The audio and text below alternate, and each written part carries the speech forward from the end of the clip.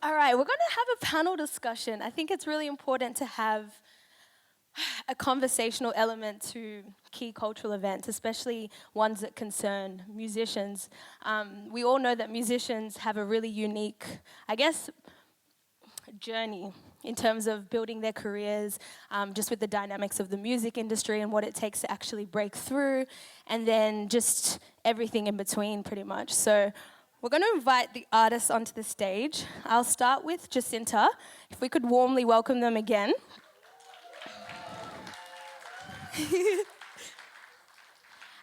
Next up, Strictly D.T. Are you still around? He's like, I'm done. I did what I had to. I did what I came to do. Strictly D.T. Woo!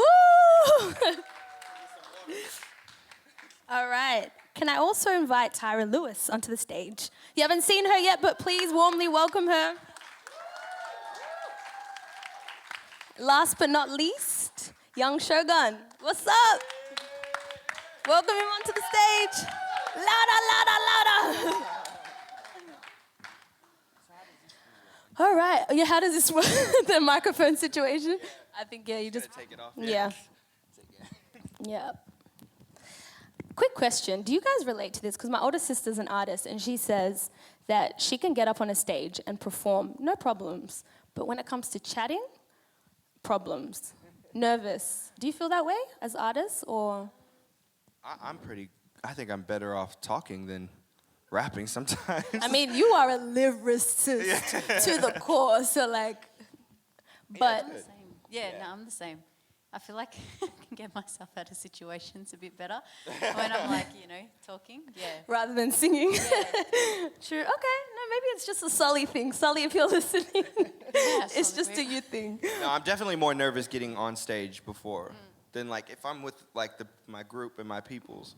It's so much easier to like bounce ideas and talk and be vulnerable and all of that. So when you're like on stage, especially like when I don't have like a band or something and you're there by yourself, every mistake is your mistake. And then you're like, oh man, and then you keep pushing and then you're like hoping they didn't catch it, all of that. True, okay. A lot of stuff runs through. I feel you, whereas I could just look at you like, save me, save me, save me, and you just say something. And I feel that. All right, well, the purpose of this panel talk is to really get your perspectives on the industry.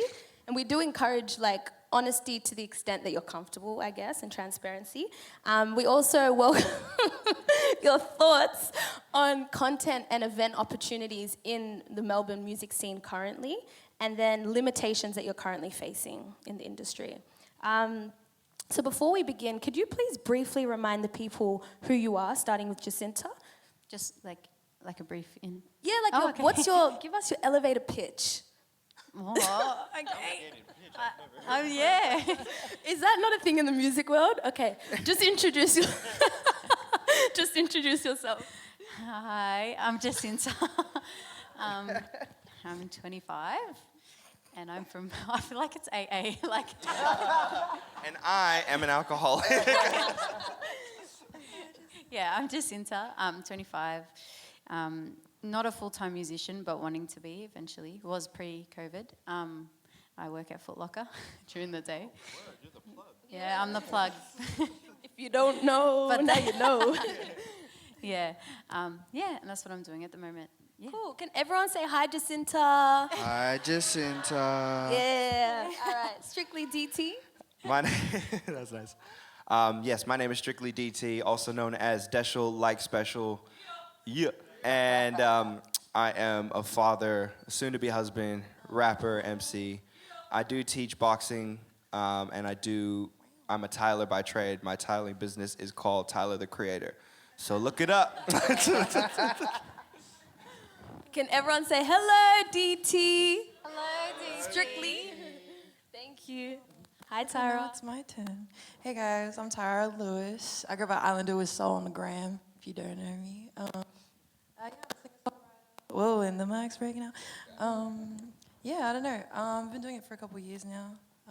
I'd say like 2 years professionally, a bit more. But yeah, just me and my guitar. It's like where my heart and soul is. So yeah, that's me. Thank you. Can we all say hi, Tyra Lewis? Hi, Tyra. I'm so corny, but I love it. Yung Shogun. Yo, that's me, man. What's up? My name's Yung Shogun. I'm a hip hop artist. I make rap music. I don't know, man. I'm an all-around cool person, I'd like to think. Thanks for laughing at that. Yeah, you're inflating my ego. Sorry, look at me. I'm so rude. I'm like sitting with my back to you guys. What's up? Hi. Hi, Yung Shogun. Hi, I'm Shogun. All right, we're a community. So we're going to get into the conversation now. So as veterans, and Nomad put these words down, as veterans of the Burn City music scene, how do you currently feel about the overall evolution of Melbourne's music and community of artists? How do you feel about the current... Yeah, we can just freeball it. Like, no one has to particularly go My first. biggest issue is that I feel like I talk too much. So like... But maybe you talking will encourage. All right, we'll spark it up. I do love, you're just basically asking what you feel the scene is at right now. Yeah, current take. I think it's really, in terms of talent, incredible. The talent here is so rich, it's so like vibrant, and I'm constantly inspired by people's sets, performances, tracks, and it's, yeah, there's no lack in talent here. But I do think there is a lot of improvements, I assume, on the business side more so than the talent side, because there are so many talented artists that need a platform, I would even say like Red Door, to help get their music out, and they may not know how hard it is to actually put a single out. So when they're faced with releasing music, they think they can put it on Instagram or put it on SoundCloud and think it's gonna go where it needs to go. So I think that there's some big improvement in terms of like how we can get it to the people that deserve to hear it, and how the new artists can, you know, step in healthily without feeling jaded every time they release something. Thank you. That was a good answer. I have a few follow-up questions, but perhaps one of you three have something to add to that before. Trying to get my thoughts together. I'm like, That's okay. Yeah, current take on the scene, and it can be from your perspective, in terms of your genuine experience, or even just generally what you've observed. yeah, man. She's like, Nah, take that. That's you, man. That's you. gonna say something? I don't know. I think like probably from my own experience, it's probably a lot of internal part of on my part, because I feel like for me, I think as an artist, it feels very overwhelming, because it's not only just the music, it's the output of like promo. You got to do all these things so that it can get to the people that you want it to, like the demographic, or just to have people listen to it. Because like, as much as like I love doing music, it's like, oh man, you want people to get to as many people as you can, because like that's the message we're trying to portray out to others. But I think, yeah, personally it feels very overwhelming. So yeah, DT is right in a way, just to like, how can we get our music out in a way that doesn't make us feel like, oh my God, there's so much. Yeah, I don't know. It feels like an internal thing, but. Yung Shogun? Yeah, I think just adding on top of that, I feel like we have come so far. Like, I've been doing this for like 6 years now, and I think I've seen a lot of evolution in terms of how we're getting booked, the places we're getting booked, the people that have got their eyes on us at the moment. I think there's been a lot of evolution, but I think there's still a very long way to go. I think we're at a point that it's like I feel like we've gone the furthest that we've ever gone before as far as the music community as a whole.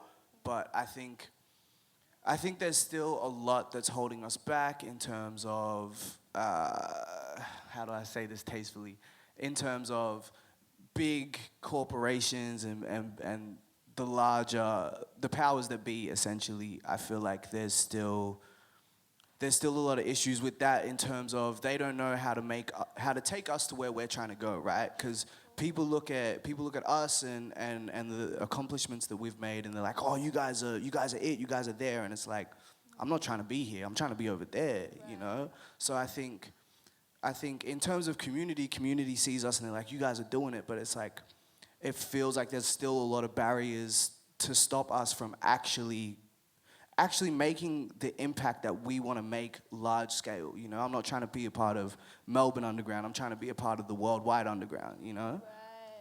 Yeah. Interesting. When you mentioned something saying take you where you want to go, like you might be in a situation where you have someone who's prepared to back you, essentially. But are you suggesting that even with that backing, they might not have the resources, the range, the networks that you're interested in? Is that what you mean in this industry? Yeah, for sure. I think for me, the way that I see it is right. It's like we've had a handful of breakout artists. We were talking about this the other day. Like, you know, we've got Sampa, Leroy, TK, and, you know, a couple others, right? We've only had them that have broken through the actual market. And I think when it comes to being an artist, I think we look at something like a label and we're like, oh, okay, if I was to sign with a label or if I get a manager, then all of a sudden they're gonna take me to where I need to go. They're gonna be able to put me in the right rooms, put me with the right people. But it's like it feels like the industry doesn't actually have those connections, right? And I think we're at a point where, you know, you see people blow up on TikTok and you see people blow up like via the internet, and it oversimplifies what the actual journey looks like, you know? I think, like, I know myself, I've been guilty of being like, oh yeah, you just put a song on TikTok and then all of a sudden you go, and it's like, it doesn't work like that. And when I feel like we've been sold like false dreams. So that's why I think it's important for moments like this where we can actually come together and like talk about what's actually going on, as well as be put in a room with people that are interested in this type of stuff, because this is how we build our scene by community, for community, and it can take us further than community, you know? Sorry. No, that I'm was talking a lot, great. my bad. Did you have something pressing that you want to, Yeah, I was going to say, I think this is definitely hip-hop. Like, hip-hop, I don't know much about the R&B scene here, but I feel like what Shogun is talking about is definitely heavily hip-hop based. Have you guys seen the new Burn Gently documentary? I haven't watched it yet. Yeah, so they were talking about it in their, and they spent the last 6 years making it here in Melbourne or just around Australia about hip-hop in Australia, and they're saying that they had, there's no platform for hip-hop, right? When they were trying to break through it. So when people like Hilltop and Bliss and Esso did break through the barriers, where it was basically rock. If you had a rock band right now, there's a whole infrastructure for them. Whereas like hip hop is slowly still learning how to, you know, cater to how we move in terms of what we like and what we want to portray. So like I said, like places like Red Door or, you know, the Get Down, or these guys all have a really strong underground, like they have their ear to the floor basically, and we just have to make sure we as a community can support these people so that it gets the platform that the artists need and want, without having to get signed and go overseas. You know, Kid Leroy is a big example of that, and he could have been here doing that if we had an infrastructure for him. Right, because on one hand you have the infrastructure and industry, correct me if I'm wrong, but then isn't a big part of the success of hip-hop due to the fact that community was strong? In, like, if we're going back to New York and Brooklyn, didn't hip-hop break out because community carried the genre and pushed it out? Like, I'm asking this because I'm wondering, to what extent do you feel like your challenges currently in the scene relate to a lack of support or a lack of togetherness in a really sort of like effective way in the community? Well, you're right. It's because there are two types of people. There are people who get fed the music, and there are people who dig for the music. So if you're getting fed the music, then you need the system for people. The majority of the people do. They just wait to hear it out on the radio, or wait to hear it 4 or 5 times from friends, and then they'll look for it. Whereas there are other people who are like trying to find the new person, you know, trying to find who Remy was before he blew up. You know, there are people who were doing this for a long time prior to their fame or success in your own right. And then, but there was, it all helps with people going out and finding it. Like, I don't know many people here, but even I struggle to look for new music. Yeah. You know, there's so many avenues that you can take. You know, people go digging at record stores, and then you got people who are going into artist page and then seeing who's featuring, and then going into their featured artists and then try and dig in like that. When you say new music, that That's interesting. You struggle to find new music in today's day and age with sort of like what feels like a saturated market and like constant content and Think music. of it like a song that's been played 200 times, being compared to a song that's been played 200,000 times. I haven't found, like I used to be when I was younger, I used to find songs that were like, had 20 plays. And I'm like, this is dope. Like, and being able to find that, and then it became the greatness that they did because you supported it. But because to nowadays, if they're not getting 10,000 plays a month, you're actually being like dug, you've just been buried because they're giving, algorithm. I got your point, yeah. So it's almost like there's less grace for the genuine beginnings of what an artist is in terms of seeing that as credible and something worthwhile to invest in so that it can grow. Do you have anything, Jacinta, to add to that? Or perhaps your own thoughts? No, honestly, I think everyone kind of hit the nail on the head. But going back to your first question, one thing about that as a veteran in the Burn City music scene, I think one thing that we're kind of learning, well, maybe I'm just speaking on my behalf, is my worth as a musician. Knowing that, you know, I'm not going to be doing free gigs here and there anymore because it is my work and I am putting in, I'm like a labourer, why shouldn't I get paid? Just because it's my passion and it's in the creative industry, it doesn't mean that it's any less than any other job. So I think that's kind of coming, I don't know, I think that we're all kind of establishing, this is how much we're worth, and I won't kind of settle for less. Because when you're starting out too, you just want to undercut because you know, there's so many fish in Melbourne pretty much. You're just undercutting just to get any opportunity. But then I think it also comes with maturity. Me, when I was 18, breaking into the music scene, as opposed to me now. Now I'm like, you know what, I did what I did and, you know, it did land me some good connections and good networking, but I think it also jeopardized my kind of trajectory because people perceive you to be worth what you think you're worth. So the moment I placed worth on myself as an artist, that's when I kind of felt a bit more in tune with my art, and I felt like, you know, no, I'm an artist, I get paid what I get paid. Yeah, that's really interesting, that sense of, I guess, integrity to what makes you feel fulfilled as an artist. I think it's something that we all deal with as artists, you know, across different like disciplines, but does anyone else have anything to contribute to that thought of your worth and, you know, I guess advocating for yourself, and to what extent advocating for yourself either benefits you through the industry or not? I don't know. I think like just focus on the music that you really like, because I think you get lost in comparison a lot of the time because you see like other people doing well and you're like, damn, like I'm not doing anything, or you're like, you just gotta focus on what you do, because I think like even as an acoustic artist, like man, like I'm like, oh man, should I be getting into beats and stuff like that? But I think the moment you start changing because like you think it's gonna like, I don't know, somehow make you like someone else, I think that's when you like gotta come back to your roots. I think I found that very important because it's definitely like, I feel like in my journey, it's definitely like I found people that like, it's like who you know, like I feel like I've met a lot of great people. Just go to gigs that you like, man. Even like people here, like, man, thank you so much for coming, you know what I mean? Like showing up, like, yeah, give yourselves a clap, come on. I think that's beautiful, like that shows like there's interest there, and there might be potentially people that want to do what we're doing and be on stage, and how to get started, because I think it's just like, go to the places that like you value, you know what I mean? I feel like everyone started somewhere. All of us here started somewhere, you know what I mean? Where it was nobody, you know? But like you go out and do your thing because you like it, bro. Like, you know what I mean? Straight up. You mentioned something along the lines of, you know, it's who you know. You know, to the second question about content and event opportunities in Melbourne, to what extent do you feel like it's about who you know as opposed to the merit of your talent?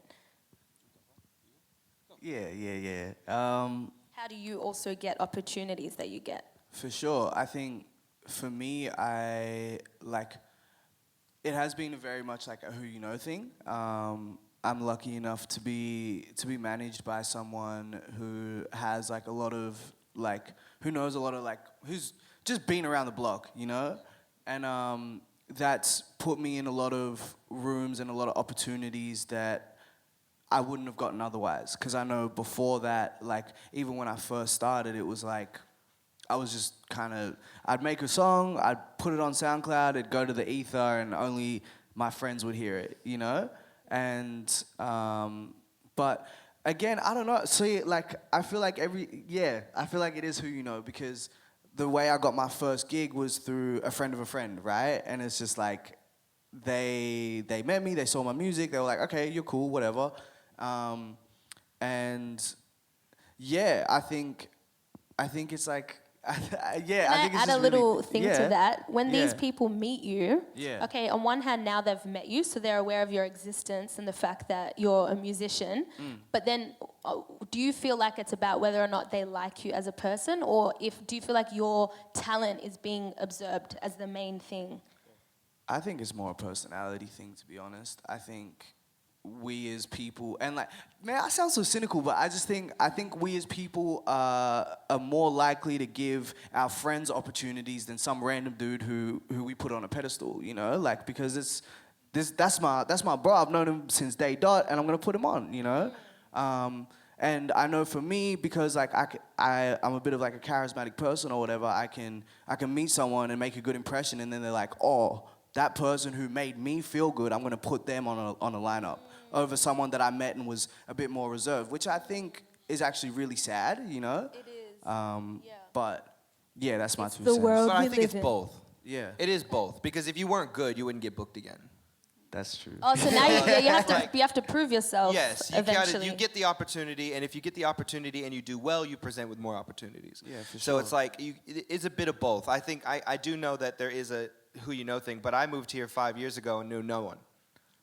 So when I moved here, I was like, all right, I know I can rap, I know I can do this, I will hustle my way to the right doors. And that's, I mean, even to this day, I'm still doing that. So when I first moved here, I was like, all right, I'm gonna do 3 open nights this week. He said, 1 open night here in Brunswick, 1 open night over here, and 1 over here. And as I did that, I gave them 5 minutes, 10-minute sets, and got my free beer, and then was like, oh, someone would come up and say, hey, you should talk to this person. That linked me with someone who wasn't managing artists anymore, but he was like, yo, go to this place. And then I was like, all right, cool, I'll go to the open mic at Let's Vibe. Let's Vibe said, oh, wow, you were great. I have this thing I'm doing with Leona Tatafu, which is like a Halo thing, and that's how I met Leona. And then Leona was like, we're doing this regularly if you want. And that's just the persistence of your talent and your hustle. Nipsey Hussle said, the only difference between you and me is that I didn't give up. Hey. So if you don't give up and do what you're doing, I mean, if you're doing it for yourself, if you're doing it for the love of the art and the love of the culture, you're gonna find so many, I was gonna say red doors, but you're gonna find so many closed doors. Say it. You're gonna find so many closed doors, but you will find those ones that are open, and you will find that's how I got here. Yeah. If I didn't know the Get Down events, who had a playlist that I found Nomad from, and I followed Nomad, and I was like, this you're a dope artist. And then when I got into Halo, I was like, Nomad, you should jump up here. Then he's now in it, and now he's doing his event. Like, it's a big ripple effect of just hustling yourself and actually inspiring others to keep pushing. Because you guys wouldn't be on this table if you weren't this shit, you know? Yeah.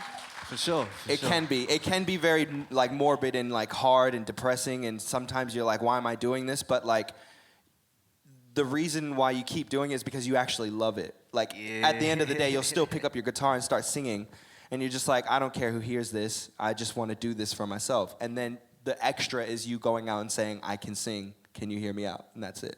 Woo. Do you think most people are trying to make a living out of this music thing? Or when I say people, most musicians? Subjective. Yeah. Okay. Depends. Yeah. Depends who you ask. Because some people are genuinely in it just for fame. Like, I've met a few people. I met with this one person I will never forget. And I was like, oh, you're awesome, blah, blah, blah, having a bit of a, like, chat. And I was like, we're talking about a song that he had released or something, and he's like, yeah, I just can't wait, fame. That's, like, that's all I want, fame. And in my head, I'm like, honestly, I can't think of anything worse. But, like, not being able to, live your daily life. But, like, it depends who you ask. Some people are genuinely jaded by all the fancy things and, like, all the cars and, like, big arenas that you can sell out and everything that you can have, and some people genuinely just want to make music and make a living off something they love doing. So, but I feel like there's more of the latter in Melbourne, in my experience. I feel like there's more honest people here who are genuinely really passionate about what they're doing and just wanting to survive off that as best as they can. Yeah, it almost feels as if, Oh, thank you. it almost feels as if the live music scene, I guess observing through my sister's experience, is really rewarding in Australia, but it's hard to sort of make it on like a global, I don't know the wording for it, level. That's definitely an Australian thing. And because yeah. if you think about it, I tell my friends this all the time, like if you look at California in itself has nearly twice the amount of people in Australia combined. So like they're at like 40 mil or something like that. That's one state. So it's very easy in America to get a 2,000 follower, like hardcore following in your own state, in your own city, because there's so many people around. And then you can just hit town by town, and there's be so many people there, you could just run into a place that has 500 people. Whereas here is like you've got 10, 20, 100, 200, And then if you're Kendrick Lamar is when you start like getting the huge arenas where you're going to bring people out. So it's definitely a population thing as well. But I think with the amount of talent that's here and the amount of people, we're probably, is it here or Sydney that's the most like populated here? I don't know, but we're here. Anyone? Sydney? And they're only up the road. So like the amount of trips compared to like, if you're thinking, I used to live in Perth, I was looking, I'm like, man, how am I gonna get over there? It's like so far, it's so expensive. To do a trip out there just to do a couple shows to potentially get 10 new followers is like almost not worth the risk. But if you're here, you might as well just go to these open mics if you don't feel you have a place, or just keep trying, knocking on doors, and you push your art to even busking. People have made it out of busking and just blown up because, again, it's who you know, but it's also your drive and your hustle to get there. Also, out of sight, out of mind. So if you're not in the scene, no one's going to be like, oh, I remember that. No, you got to kind of be in everyone's face. You got to go to all these gigs. You got to busk. You got to always be in the industry, because the moment you drop off, no one's going to remember, because there's so many people that are currently in the industry. And I think that's the only way to get, well, in my experience, that's the only way I've gotten gigs. Even if my name was mentioned, oh yeah, I know her, I saw her at Iron Babe, or I saw her at like Let's Vibe or something. It's the only way. Do you feel that the equivalent of that is being really present online with content? Yeah, as definitely. an alternative potentially, or do you feel like you have to be present at in-person events in Melbourne to get opportunities? Both, in my experience. Probably both. Yeah. But I will say there are like introverted people that still do their thing. Like you don't have to be extroverted or be like a big energy whenever you come into a space, because it's exhausting. It's mad exhausting. Like sometimes you just want to get up on stage and then you gig, like you don't want to stick around. You know what I mean? Like it gets exhausting to do that. So don't ever feel like you have to change yourself, like to be like out there. I will say you have to put on a face sometimes to get your art out. Sometimes even online it does get pretty exhausting. Sometimes you don't get the views that you want. It just depends. Sometimes it's algorithm. There are things you can't control sometimes, which is like the worst part. But I will say, like, I don't know, like if you just keep going, like don't lose momentum. I think like you are allowed to take a break though. I will say we are humans, bro. Like we got a life outside of music. Like, we're not doing this 24/7. Like you we gotta normalize sending our stuff to our like close friends to just like and comment. I think that's another thing. I think my wife and I were talking about this, was like we should be able to send it and say, hey, I just posted this. Can you to beat the algorithms as well? Can you like comment on it just to push it, even if it's a couple emojis? That stuff kind of helps us in the long run. It takes 3 seconds of your time. Okay, before we get in, sorry, Shogun, did you have something you wanted to add? Maybe a Yeah, little go bit. for it. Maybe a little bit. I just wanted to quickly add on that I think authenticity is like really, really important. I think for me, I'm not super present on socials. I'm not super present. Like even replying to messages it's not good. But at the same time, that's me. I'm not gonna break my back to do something that I don't want to do. you know, at the end of the day. And it's like, yeah, sometimes you got to do stuff that you don't want to do. But I also think that there is a spot for you to get in how you fit in if you're you. You know, there's a U-shaped hole in the industry or wherever you're trying to go. And I think like for me, the perfect example is Mac Homie from Griselda, right? This dude doesn't post his lyrics, like you can't find his lyrics anywhere. You have to buy his music directly from him. Only this year, maybe it was last year or a couple years ago, whatever. He put his music on Spotify, but that was only to donate to Haiti, right? Because there was issues going on there. But I say that to say this. I think there's a spot for you to be you as long as you're aligned with yourself. Because I found for me, when I start going, oh, maybe I need to do this more, maybe I need to do this more, I start hating the thing that I love, you know? Like, this music shit is all I know, and it's all I have. And it's like, when I'm doing things that I don't want to do, I start to resent it, you know? And it wasn't until, like, this year where I was like, you know what? I don't care. I actually don't. Like, I just need to make the music that makes me happy. I need to do the things that make me happy. I need to spend more time touching grass, you know? And that's when I became the most fulfilled. And from that, I've been getting all these amazing opportunities because when I show up fully. Because I've given myself the space to do so in all my other facets, you know? Got you. We don't have much time left, but let's talk about Red Door, because Red Door, you were all participants of the Red Door season that just passed. Can we get a shout out to Red Door and their first season? Woo, skitty pop. And I guess I wanted to get a bit of insight on the journey, the experience, how it's felt to have another platform to work with and to highlight your talent. And yeah, just talk to us about it. Super relieving. As an artist who does like a lot of his stuff himself, to have like a crew of people like wanting to do this stuff for you, you know, film it, edit it, you know, just say we've got it here, we posted it. All you have to do is share it. Oh, it helps so much. Like even like this, like you guys have made a show for us to perform our songs and all that. Like all of that is a lot of work, and I've done it multiple times, and it's not fun. And I'm like excited for these fellas to finish up today so that they can go home and sleep, because I know they haven't been sleeping for the last week and a half. But yeah, it makes it so easy for us artists to share our stuff. You touched on such a good comment with like actual content creation and how much time and energy it does take to do pre-production, production, and post. So shout out to Red Door and We Move Production. What about you, Jacinta? In my experience with the Red Door team, honestly, when I first shot the video, I did a cover. I did So Into You, the one that I did before. Woo. And I absolutely love that song. And then Dietrich called me like a week later and he was like, can you do an original? And I was like, oh, I don't know. Because like I hadn't honestly properly written or focused on my originals in a long time. And then he was like, you know, like you did a great job on So Into You, but we want to highlight you as your own artist. And I was like, you know what?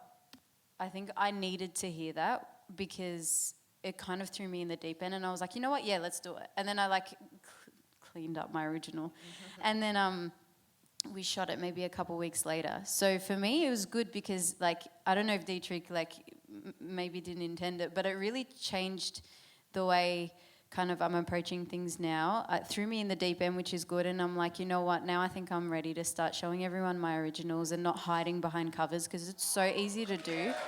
Like, it's so easy to do because, you know, people are going to love it because they know it and, you know, and sharing your originals are really scary because, like, there's, like, people are either going to love it or hate it. And, you know, especially when they're really authentic to you. Like, as you guys saw, my originals, I kind of drew upon influences from both Arabic music and English music, and that's obviously not going to be everyone's cup of tea. But the moment that I kind of was like, I established, you know what, it's my sound, and it's the only kind of original music that I feel really confident and happy in performing. I don't feel like it's influenced by any other musicians in Melbourne. Like, it's genuinely what I've put together because it's, you know, a piece of me. Yeah, I just, being a part of Red Doors, that's what it's kind of done for me. So it's, That's yeah, huge. it's helped me a lot. Yeah. Wow. What about you, Tyra?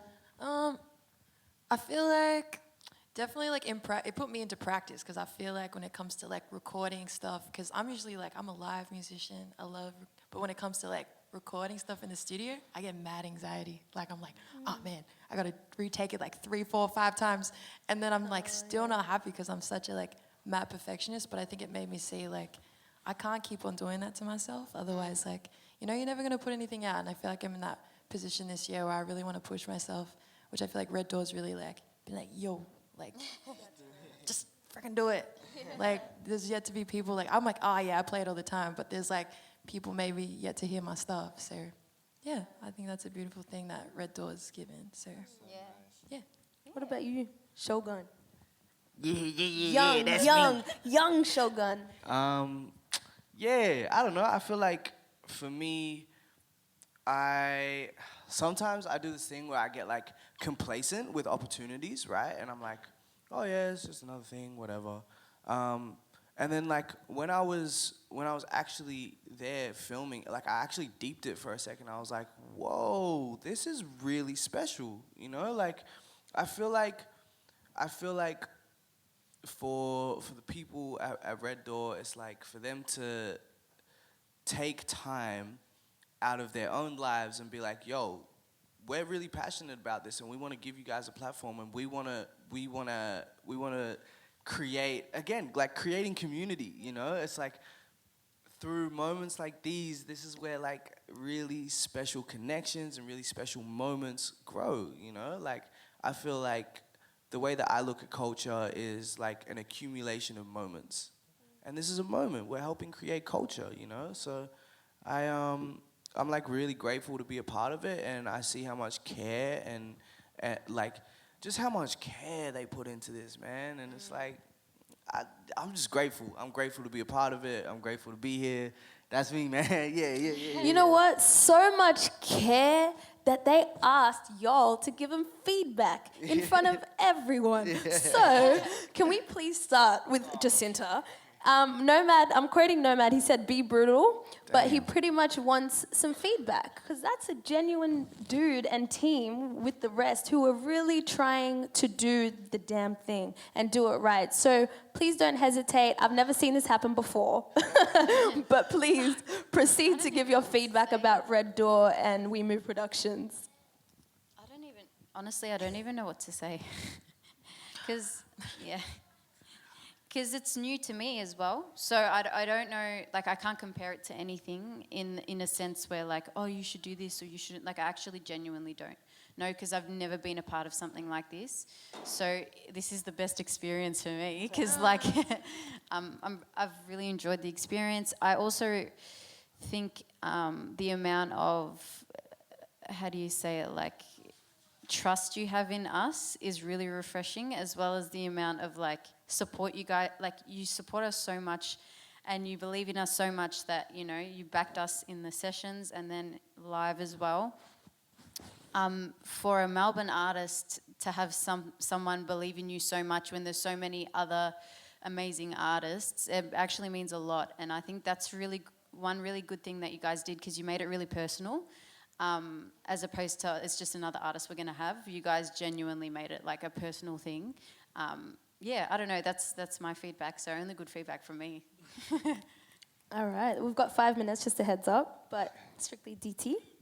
Have you ever thought of a blue door? No, honestly, I really I couldn't pinpoint anything like from you guys' content creating, like even the way you had us there doing all of the reading. You guys had prompted a whole thing. I mean, like it's kind of cool. After seeing what you guys did with the content to post, it was really nice. So I really honestly don't have anything to add. And maybe later, like if I were to like later reflect, I might, and then I'll message you. But other than that, I can't say anything on front. That's true. You're doing live. Like, if I did negative feedback, you're like, oh, damn, take that as a stream. Like that. Just edit it out. I don't know, make the writing bigger when you read it. Like, for the script, bro. Because I'm like, damn, I can't read that. Welcome to Red Doors. That's good. I don't know, you guys have been really supportive, I think, along the whole journey, because like everybody just sees the end product most of the time, and that's in general with music.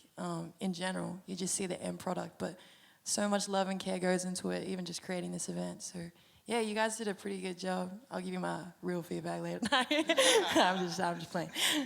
Shogun? Oh man. Yeah, look, this is gonna be really difficult to say, but I'm playing, man. What the hell? I'm not gonna bash you in front of everyone. That's great. No. I actually don't have anything negative to say. My only thing is, like, I appreciate all the snacks and stuff that you gave us, man. I was munching on them grapes. Yeah. Like there was no tomorrow, man. They were good grapes, man. Shit. Apart from that, yeah, I got nothing, man. I'm excited to see you guys' set. Oh, I forgot about that. Oh, dude. I don't even rap, man. I'm intruding. I'm not. I was going to say, I feel like, this is all a testament to how We Move Productions and Red Door have done such a great job to bring us together. I agree, like, with the content creation, they pretty much helped us connect. I've never was able to interact with you, I've interacted with you, same with you, Jacinta. So it's really, really cool. And I also have a lot of gratitude for We Move Productions and Red Door for putting this together. But thank you so much for sharing yourselves and your experiences on this stage with the audience. And yeah, I hope you enjoyed the panel discussion as well. And there will be another one, so stay tuned.